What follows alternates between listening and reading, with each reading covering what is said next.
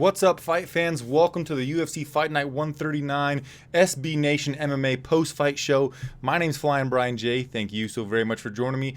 As always, I've got the Zane Simon from the 6th-round post-fight show with me. And what just happened was UFC Denver, the 25th anniversary tour stop in the birthplace of the UFC. And this fight card had pretty much everything. There was a fight that was a clear mismatch, could have been at UFC 1. We saw an incredible finish in the main event. In the co-main event, we saw a pretty darn cool finish, but also two records broken. There was just a ton of things that you want to see at a fight card that happened tonight. Zane, what's your impression of this thing? And like half of it was really boring fights. So if you're really into really boring fights, they had you covered for that too. Yeah, this thing had it all. It took. I could have used a few less boring fights and a little less fight pass pacing, but it's hard to come off that final main event fight and feel anything other than really happy about it. Honestly, I mean, that's always the way with a fight card, is that if the main event delivers, you don't have to care about the rest of it. Yeah, Yair Rodriguez versus the Korean Zombie, instant classic. I mean, that contender for fight of the year. Mm-hmm. Yeah, absolutely. I mean, it was just, both guys. Korean Zombie outworking Yair. I blank out the commentary, so I realize that Paul Felder may have been off on his own universe, making his own trip or whatever.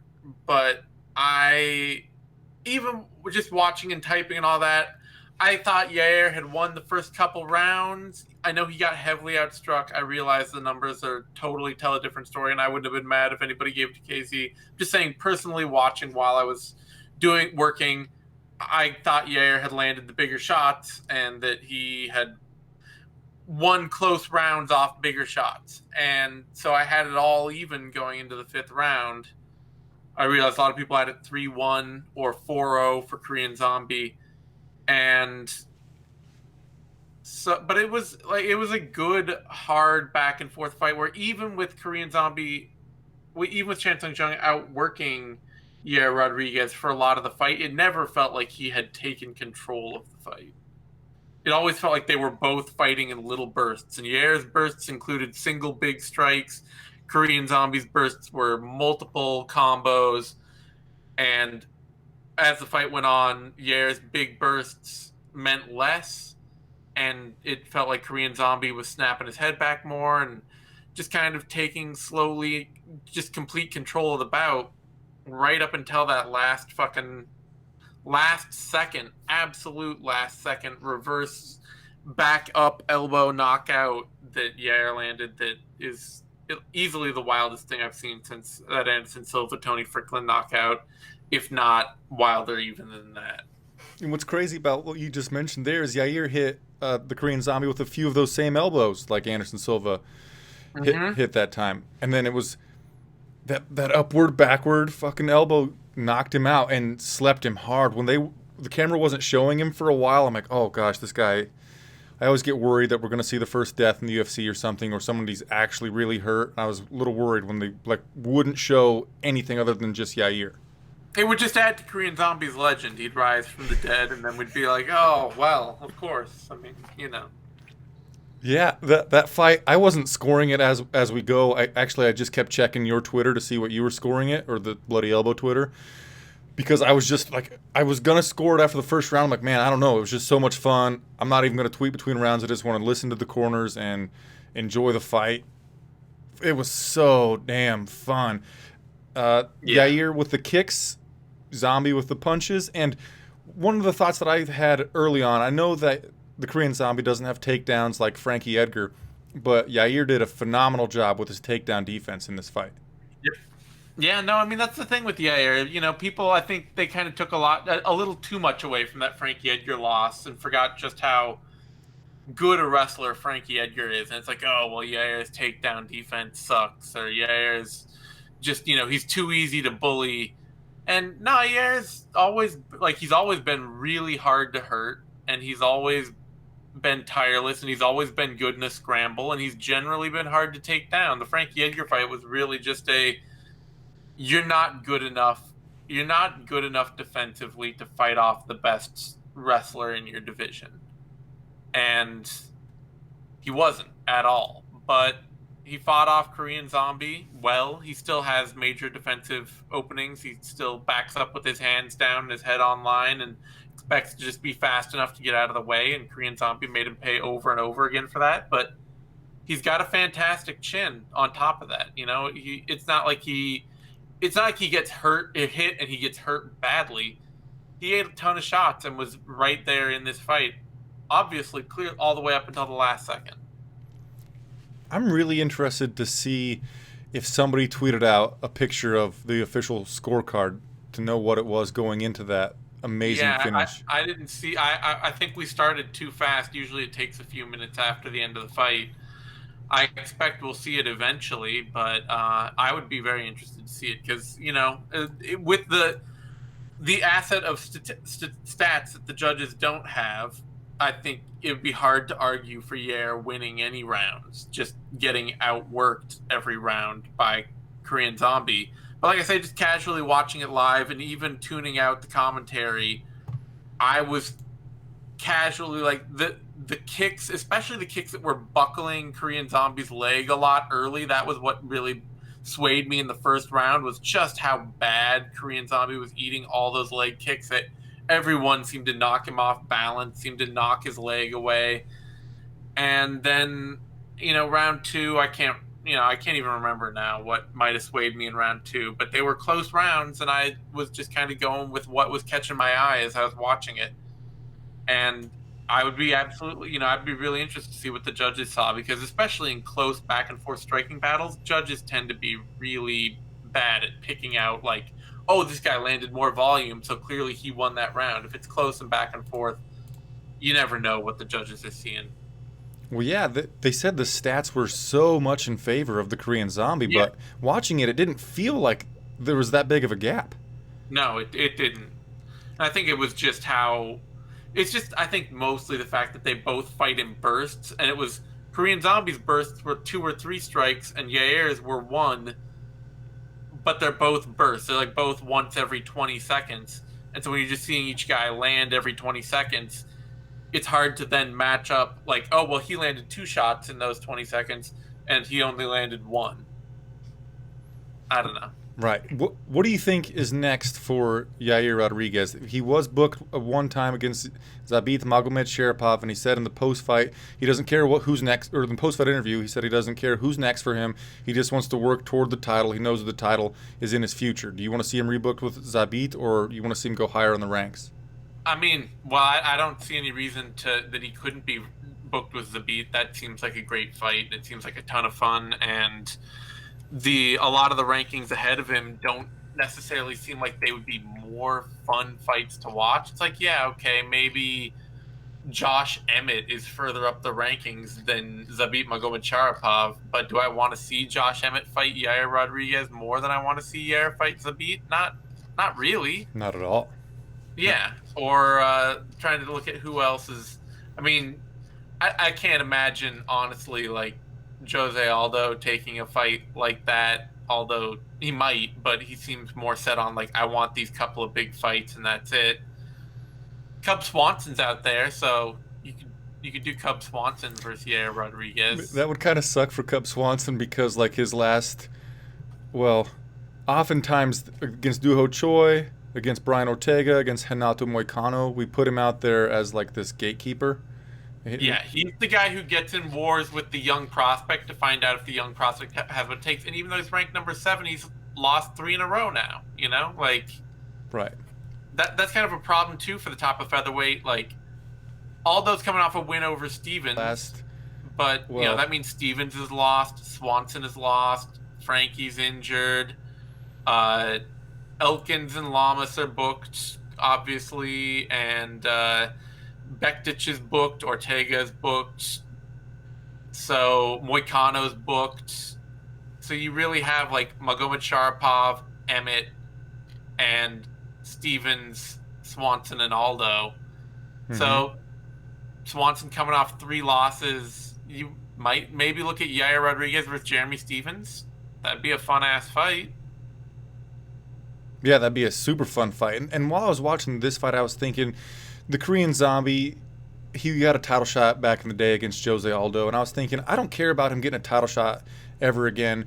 In this day and age in the UFC, where we've come 25 years, we came to like it was pure sport for a minute there when before they were trying to sell it to WME, IMG, and now we're getting rid of a flyweight division for God's sakes. It's just all about making money. So the fights that are fun, I'm going to pay more attention to. Like we could rank them on how fun they are and who they match up against for funsies rather than rankings, because that seems to be where we're headed. So for the Korean Zombie, let's just have him fight fun fights. Yair Rodriguez, let's not have him fight anybody like Frankie Edgar ever again. Let's let him showcase his fluid, dynamic, like I know every single code in this video game striking style. Yeah. No, absolutely. I'm fine with Korean Zombie kind of. I mean, I know I'm going to say this, and I know that Cowboys Don Cerrone's just immediately now talking about title contention again at lightweight. But I would be fine seeing Korean Zombie be just a kind of. I mean, it's like Cub Swanson being in that kind of Donald Cerrone, like the highest level of action fighter role, where you just put this guy in fun fights all the time. They might not necessarily get him to a title shot, or he might lose that like fourth or fifth fight in a row that would have got him to a title shot. But just as long as he's out there fighting fun fights, that's all I care about. Yeah, I absolutely agree. I know you got this incredible memory for mixed martial arts. Has Cub Swanson fought the Korean Zombie? Swanson, no. Somehow, I mean, that's the thing to remember too, is that Chan Sung Jung, for as long as he's been around, and I'm gonna pretend I have a really incredible memory, but I'm also just looking. I have Cub Swanson's Wikipedia page right in front of me. It turns out. Yeah, yeah. But no, for as long as Chan Sung Jung's been around, he hasn't actually fought all that often. Like, he's had huge injury layoffs. Mm-hmm, mm-hmm. Obviously, he had the military service, so he's had 1, 2, 3, 4, 5, 6, 7, 8 fights total across his WEC and UFC career. That's it. Yeah, so I'd rather see Cub Swanson versus Chan Sung Jung. We got the storyline. They're both former WEC guys, kind of long in the tooth, and action, fun fighters, and then give Yair to Zabit. Yeah, Yair Zabit, Yair Stevens. Both those fights would be fun as shit to me, so... Well, I don't want to keep you too long if you don't want to hang out too long, so you want to do a WTF of the card that doesn't pertain to that incredible back elbow that Yair pulled off in the main event? I don't really want to do a WTF of the card, mostly because, like, the only other real WTF of the card was that whole Chaz Skelly submission thing. And if you followed me on Twitter, you'll know that I'm more or less on the ref's side on that. Like, I feel bad for Chaz Skelly for losing like that, but if you get caught in a Darce or in a Bravo choke, and the best defense for that is looking like you've passed out, closing your eyes and letting your arms go limp, and your face turns bright purple, and the ref shakes your arm and you don't respond, and he steps in and stops it. Like, it sucks for you if you're still awake, and yeah, maybe the ref should know that the proper way to defend a Bravo choke is to look like you've passed out. But what the fuck is the ref supposed to do with that? You can't judge based on how fast the guy gets up after you've called the fight. You're not going to know that until you've called the fight. So Skelly didn't want to get a bad call on him for a submission. He shouldn't have got put in the submission. Right, and it was I kind of agreed with you on that. I'm pretty sure I retweeted you. You said we've seen too many times when a fighter was in a choke for a really long time, and the referee just kind of stands there and looks at them while they're possibly dying. Yeah, I mean, we saw that thing with that guy in Brazil in the regional circuit where, like, the ref's just sitting there jerking off while the guy's, like, twitching for 90 seconds, and it's like, oh, his body's still moving, so he must still be alive. And I know that that's, like, super regional, but we've seen that in other promotions all around the world where a fighter is getting choked, and people are like, he's out, oh my God, what are you doing, he's out. And then everybody screams at the ref for, a month, and they're like, oh my God, how could anybody let this happen? And so often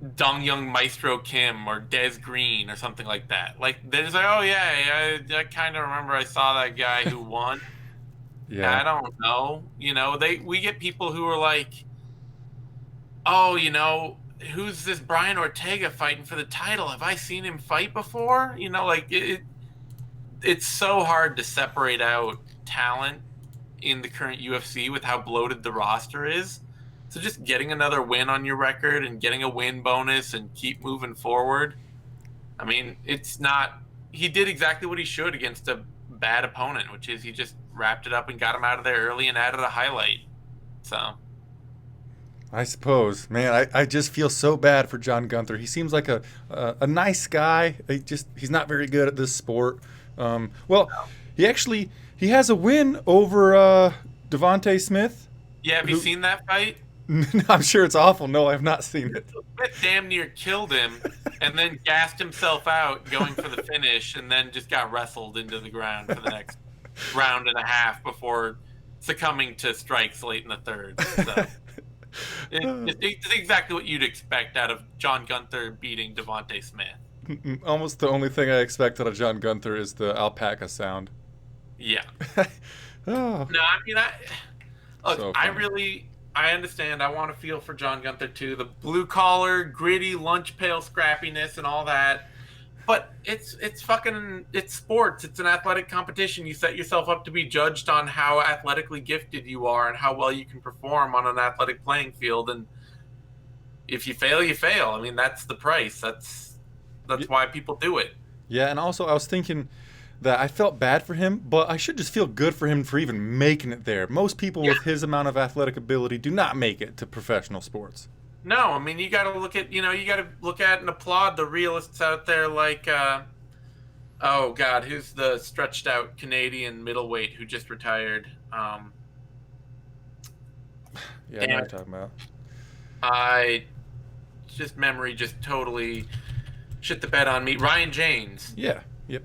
Ryan James, who went 2-2 in the UFC, won a couple of hard fought fights, and he looked at that and he was like, I don't need to do this anymore. My goal was to make it to the UFC. That was improbable and incredible enough, and I'm hanging up the gloves. I know I'm not the most athletic guy in the world. I spend my day job as being a computer programmer.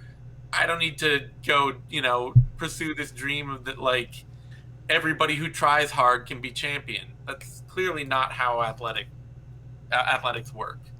Right. Well, you're going to have the 6-round post-fight show tomorrow, right, Zane? You want to do the...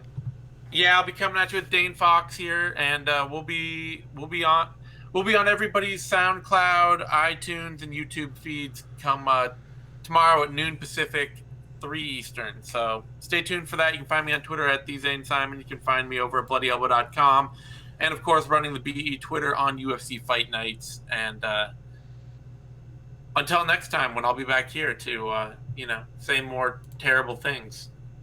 There you go. Thanks a lot for joining me, Zane. You have a good evening, and I'll be listening to the 6th round to help me through my workday on Monday. All right, man. Have a good one. See ya. So now, fight fans, I'm going to take over just by myself, and we're going to recap all of these fights. And I know a lot of you in the comments are saying, how are you not still talking about that knockout? Well, let's go back to that knockout.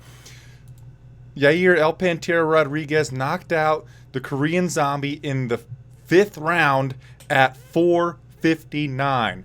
1 second to go in the fight. It's tied for the latest finish in UFC history, and I just found the scorecard thanks to John Morgan of MMA Junkie. The Korean Zombie was up 3-1, 3-1, and 2-1 on the judges' scorecards going into the 5th round. He was likely winning that round, I thought, before getting knocked out, so that kind of sucks for him. But, oh my God, what an incredible fight that was. And I thought the night of fights was fantastic. I don't know what I could possibly want more. Jermaine Durandamy versus Raquel Pennington and Benyel Dariush versus Thiago Moises wasn't the best, but that main event, man, like Zane was saying, Yair would come with a lot of kicks, a lot of side kicks to the thigh, a lot of low outside leg kicks, a lot of round kicks, a lot of jumping, spinning kicks, a lot of question mark kicks, all the kicks. Fucking Yair Rodriguez threw all of them. Every single kick that you can think of, that dude threw it, and probably 3 times in this fight. Then Chen Sung-jung would come back with maybe a check left hook and then a right straight behind it, and he was hitting Yair with a lot of those right straights. At the very end of the fight, Yair kept saying, "Yeah, raise the roof, fans. You know, get a little louder, fans. This is a great fucking fight. Let's cheer it on." And Chen Sung Jung would just kind of stand and look at him for a second. And he'd say, "Okay, we're gonna shake hands. We'll shake hands again." Did that at the very end, and then there's like 8 seconds to go, and Chen Sung starts going in on a flurry. And as he's going in on that flurry, Yair ducks down. Chen Sung kind of goes over his back, and Yair brings up his right elbow, I believe it was right elbow, and fucking slept the Korean Zombie and sleeping, man. Originally, Paul Felder thought that it was a headbutt from Rodriguez, but you could tell it's a weird thing to have happen. That's the strangest elbow knockout in the history of the UFC. I've got to be certain on that. So from Paul Felder's vantage point, maybe he definitely couldn't see it originally. Then you see it in the replay, and that was absolutely stunning. I think earlier, Rob Amon or somebody else in the comment section, I apologize if I missed you, said that Yair's probably going to get an extra $100,000 because he's going to get a performance bonus for that knockout of the night and also a fight of the night bonus because the battle back and forth with the Korean Zombie and Rodriguez was an instant classic. One of the best fights I've ever watched. I'm still reeling from it. My heart, I'm jazzed, absolutely jazzed about it. Rob Amon in the comment section said, "How about Yair versus Volkanovski?" I'm pretty certain that Volkanovski is booked against Chad Money Mendez, and we could just do a quick Google search or Wikipedia for that. But I'm pretty sure that Chad Mendez is booked against. And why don't I just do it? Volkanovski. Tons and tons of options for these guys that come out of main events with phenomenal performances, especially when they're in the top 15, and we can clearly see a list of people who they could fight next, and we think they're going to be climbing the ranks. We want to be like, oh, I want to see him against this guy and that guy. Tons and tons of options for Yair Rodriguez. Yes, Chad Mendes is facing Alexander Volkanovski at UFC 232, which is headlined by John Jones versus the Mauler Gustafsson. And like I said, what's next for Chen Sung Jung? I think he should fight Cub Swanson or just stay in that realm of fun fights. I feel really bad that Chen Sung was going into that 5th round as the winner, you know, up on points, and then slept that way. That was the weirdest thing. And I liked the whole night of fights. I liked it going into the main event, and then we come out of it with the weirdest knockout ever. One of the most fun fights you're ever going to see. Feel-good moment for Yair Rodriguez. Just all around goodness. Yeah, Ava Ortega. He could have won the fight. Now she feels even worse. Man. Ava Ortega, she was laughing at Zane breaking down Ryan James' logic. Well, that's also true. Something I want to mention from earlier. Rob Amon's here with his Skype. Going to make some cuts. Going to cut some people from the UFC's roster. I want to clarify that I cared about Chaz Skelly versus Bobby Moffett. I'm internet friends or Twitter buddies with Chaz Skelly. I've had him on this post-fight show, not on this channel before, but I've talked to him and broke down fights in the past. I think the one that we broke down together was Yuri Alcantara versus Sanders. Yuri Alcantara when he submitted Sanders. Cool Hand Luke Sanders. Yeah, that was it. Because Chaz Skelly broke down how Cool Hand could have got out of that knee bar. And Chaz Skelly is a very knowledgeable guy about especially grappling exchanges. So when he got submitted by Bobby Moffett in the 2nd round with a Darce choke, which by the way was Bobby's 3rd Darce choke victory in a row, and if you watch the hype video coming into that fight, he said that he was going for his turkey, which is, in bowling, it's when you get 3 strikes in a row, and he got it. The Brado choke, Darce choke, whatever it may be. So I feel bad for Skelly because I like him as a person, and also it didn't do justice for Bobby Moffett. He got the victory. He had Chaz Skelly dead to rights in that Brado choke, and we're taking away from his moment a little bit because of the controversy. If the referee would have waited a little longer, just a little longer, to call it off, then it would have been a definitive win for Bobby. Now we've got Chaz that has this loss. It's unavoidable. He's got this L on his record. He's now lost 2 in a row. His last one was to Hick Diaz. And then he was off for a long time because he had to have Tommy John surgery. And Bobby Moffett doesn't get to have his real moment in the sun because there's the controversy around his win. Nobody really won in that situation. So I feel bad for it. And I spent my time to watch the fight, so I care. My dudes.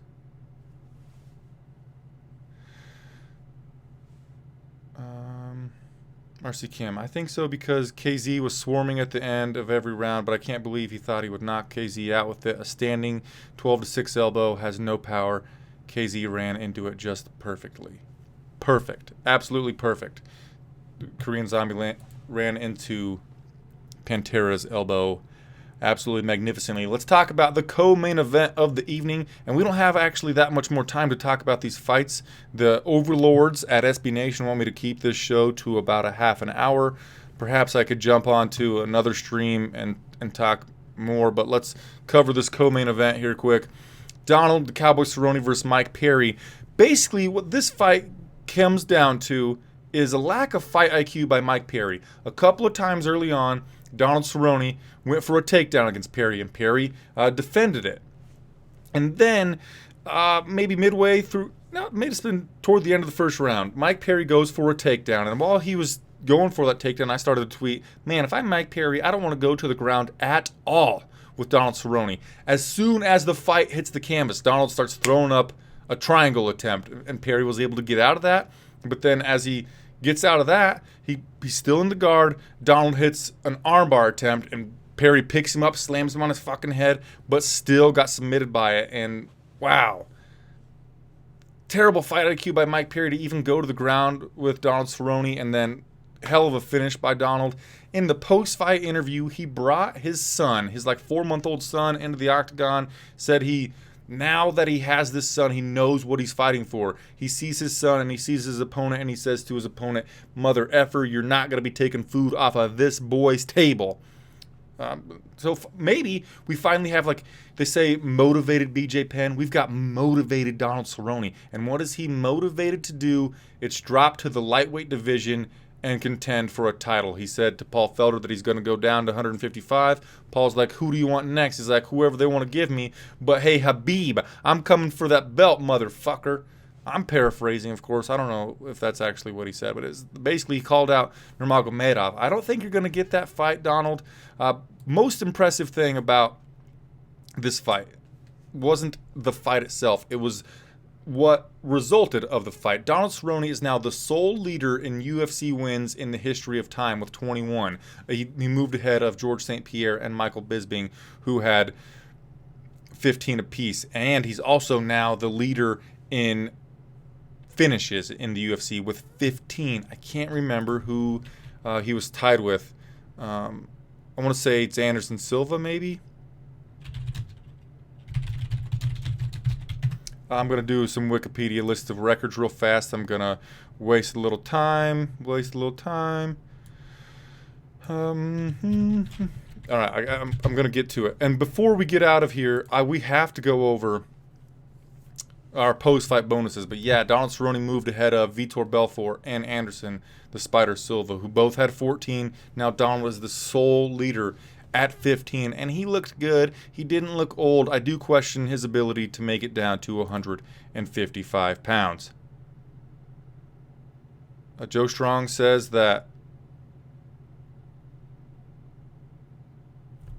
Perry says his arm is broken. And Joe Strong also asks, is it the latest stoppage in UFC history? It is, but it's tied with the armbar that Demetrius Johnson hit on Ray Borg. That was also I think it was Ray Borg, 1 second to go. So it'll never get later than 4:59 of round number 5, unless for sometime down the road the UFC adds a 6th or a 7th round.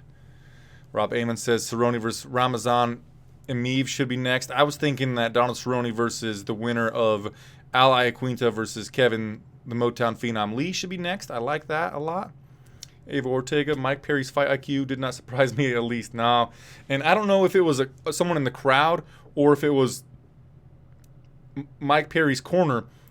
A little before the ending sequence happened, they said, punch that motherfucker in the face. Yeah. Yep. That's some great fucking advice.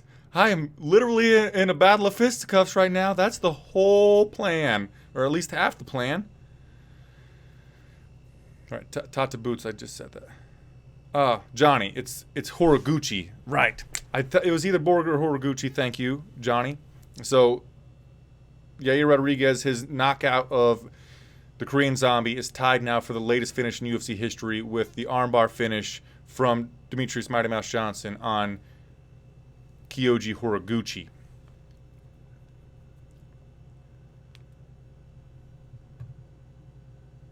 Gucci Mane, not Borg. Sorry, Mason. But thank you for tipping me off on that. Thank you, guys. Let's start talking about what you would do for post-fight bonuses. There's not too much more that we're going to be able to talk about in the time period that we have. Let's talk about who we're going to give an extra $50,000 to. Keep in mind that you and I are not actually giving anybody any freaking money because, well, I don't have it to give. I don't have. If I had $50,000, I'd buy myself a house, or at least get a nice down payment on a house. Stop living in an apartment. So let's go over these post-fight bonuses. I think that Macy Barber should get an extra $50,000 for her TKO over Hannah Cyphers in the second fight of the main card. And Macy Barber, she has a high level of technique. She showed some really nice kicks, round kicks high, a lot of high kicks. And then in the clinch, Macy Barber is fucking brutal. Her elbows to Hannah Cyphers were devastating. She cut Hannah Cyphers with them really, really bad. And then she showed really solid and scary killer instinct. She reminded me of Aspen Ladd. She's a young girl who is going to, I think, someday contend for the title. She's got great ground and pound, good technique, overall a pretty athletic human being, but her aptitude for violence excels over everything else. I mean, she's only 20 years old, and she said that she wants to be the youngest champion in UFC history. But her, like, how violent she is stuns me. She's a scary human being, Macy Barber is. So I'd give her an extra $50,000 for her second round TKO finish. I'd give an extra $50,000 to Devontae Smith for his finish over Julian Erosa, which happened at 46 seconds of the very first round. Basically, Erosa went for Smith was backing away, and then he planted and started to come forward as Erosa threw an outside low kick. Devontae Smith hit him with a jab cross, and the cross dropped Erosa, and he finished with a little bit of ground and pound. 46-second knockout in the first round. That's worthy enough of a post-fight bonus, but one reason why I would want to give it to him is because in his post-fight interview, he said not long ago, he said he was a poor son of a gun, and now here he is fighting the UFC, making some money. So I like when these guys on the lower end of the card get an extra $50,000 because he's got a lot of potential, and giving him that money could afford him to have better training partners, better trainers all around. It could make him a better fighter, and then we give him $50,000 that benefits him. It benefits us in the long run because we'll have he'll be more fun to watch. He'll be a good product, basically. We're going to invest in Devontae Smith, and I think that clearly the main event was the fight of the night, and each competitor, the Korean Zombie and Yair Rodriguez, are going to get an extra $50,000. And because, like I said, we're giving out an extra $50,000 more than the UFC, Yair Rodriguez is going to walk away with $100,000 for the fight of the night and the performance of the night bonus. What do you guys got? Dark Sagan says Devontae, Yair, and Cerrone should get Devontae, Zombie, Yair, and Cerrone post-fight bonuses. Love it a lot. Joe M says, Cerrone versus Gaethje should be next. I thought about that. Yeah, that's awesome. I'm sorry I didn't say that. Great matchmaking, Joe M. Yair versus Zabit or Stevens. Zabit versus Stevens winner. Love that a lot. And Zombie versus Zabit Stevens loser. Perry versus Yancy Medeiros. Ooh, I love Mike Perry versus Yancy Medeiros. That's awesome. John Pembroke. What the fuck is this? All right, guys. RC Kim. Korean Zombie versus Lobov. Give him an easier fight with a decent fan interest next. And Joe Strong says Yair, Hamish, and Macy Barber getting post-fight bonuses. And an Asian writing said, Zombie, go back to the tomb. Okay, let's look at what the real post-fight bonuses were. Fight of the night goes to the Korean Zombie versus Yair Rodriguez. obviously. And performance bonuses went to Yair Rodriguez and Donald the Cowboy Cerrone. All that makes sense. I wouldn't give Donald Cerrone the extra $50K if I were them. My friend Daniel Levy says the correct choices, but I would just give, instead of Donald Cerrone, who's obviously, he's got a ton of post-fight bonuses. I think I put that he's got like $650,000 for post-fight bonuses alone in his UFC career. That's insanity. I would have given it to somebody who needs the money a little more, like Devontae Smith or Macy Barber. But anyway, that's the show. Unless you guys got some more comments, we can get out of here. RC Kim says Cerrone Gaethje would be sick. I don't think Cerrone's baby son is saving him in that fight. Yeah, Dark Sagan says Devontae Smith got robbed of a post-fight bonus. If you follow Israel, the last stylebender Adesanya on social media, he said recently that locker room bonuses are a real thing. So even if you don't get a official post-fight bonus and you put on a very good performance, the UFC will often reward you monetarily for it. So I bet Devontae's going to get a little extra something, and I bet Barber gets a little extra something too. Anyway, thanks so much for being here with me, fight fans. Please give the video a thumbs up. I know this is a new style of show here on the SB Nation MMA channel. A lot of you missed the 6-round post-fight show, and I'm not the 6-round post-fight show, but please know that it wasn't my choice to put myself here, but I need your thumbs up so that, you know, I can keep my career or my whatever this is, keep going and keep, you know, up and up and up. And if your thumbs up equal like, hey to the bosses, this guy is doing a decent job. Thanks for having him. So if you appreciate this, please give the video a thumbs up. John Doe, sorry, just joined. What do you think would have won if it went to a decision? We already went over that, man. It was 3-1, 3-1, and 2-2 for the Korean Zombie going into the 5th round. So even if he would have lost the 5th round, he was going to get the decision victory. Thanks again for being here, fight fans. I'll see you next week after we watch UFC Fight Night 140, which goes down in Buenos Aires, Argentina, main evented by Neil Magny versus Santiago Genchiboa Ponzinibbio. Co-main event is Ricardo Lamas versus Darren Elkins. I'll see you then. Namaste.